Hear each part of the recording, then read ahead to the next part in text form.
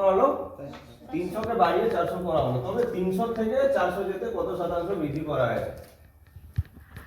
সবসময় দেখবো কি দুইটার মধ্যে পার্থক্য কতটা, ঠিক আছে? কত? দুইটার মধ্যে পার্থক্য কত? 400 বিয়োগ 300 করে নিলে পার্থক্য বুঝে গেলাম কত? 100। ছোট থেকে বড় গেছে, যেখান থেকে যেখানে পৌঁছাইছে, ঠিক আছে? প্রারম্ভিক স্থান যেটা ছিল, যেখান থেকে শুরু হয়েছে যাওয়া, কত থেকে যাওয়া শুরু হয়েছে? 300 থেকে। ওটার উপর আমরা শতকরা হিসাব করব। পার্সেন্টটা কিসের উপর হিসাব করব? যেখান থেকে যাওয়া শুরু করছে।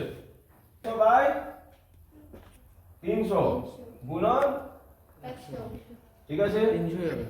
0 0 কাটা কাটা 100 কে 3 ভাগ যদি করি তো কি হবে? 3 ত্রিকা 9, এদিকে 11 3 ত্রিকা 9, দশমিক বসাবো 3 ত্রিকা 9, দশমিকের পরে আরেকটা সংখ্যা বাড়াইলাম 3 ত্রিকা 9, এরকম বাড়তে থাকবে, 3 3 শেষ হবে না, সুতরাং আমরা দশমিকের পরে দুটো সংখ্যা নিয়ে ছেড়ে দিব। তো 33 দশমিক এটা আমার উত্তর হয়ে গেল। কি খেয়াল রাখতে হবে? কোথা থেকে যাওয়া কোথা অবধি শেষ হয়েছে। এবার অনেকে ভুল কি করে এই প্রশ্নেতে, দেখে 100 বাড়াইছি আর এটার উপর শতকরা হিসাব করে দেয়, 400 এর উপর শতকরা হিসাব করে দেয়। তো যখন 400 এর উপর শতকরা হিসাব করবে তখন কি হয়ে যাবে? উত্তরটা ভুল হয়ে যাবে। এবার যদি থাকতো 400 কে কমিয়ে, প্রশ্নটা উল্টা, যদি প্রশ্ন এরকম ভাবে থাকতো, সেম প্রশ্নটা, যে 400 কে কমিয়ে 300 করা হলো, 400 কে কমিয়ে 300 করা হলো, সেই ক্ষেত্রে কত শতাংশের হ্রাস হয়েছে, ঠিক আছে? তখন কি হবে? তখন আমার উত্তর হয়ে যাবে 25%, ঠিক আছে?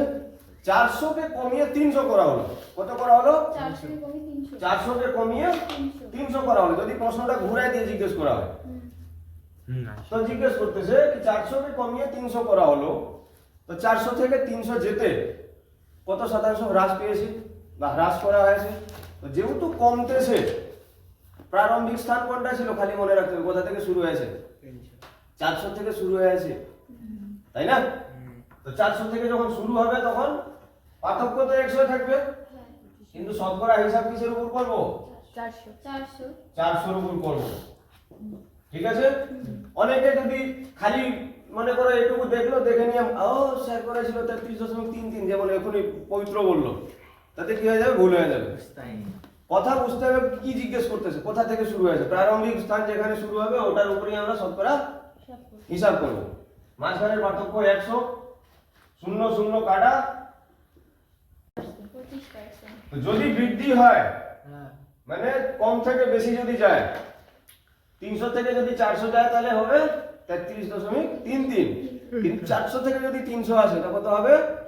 25%। বুঝতে পেরেছো? এবার প্রশ্ন দিয়ে এটা তোমরা করো।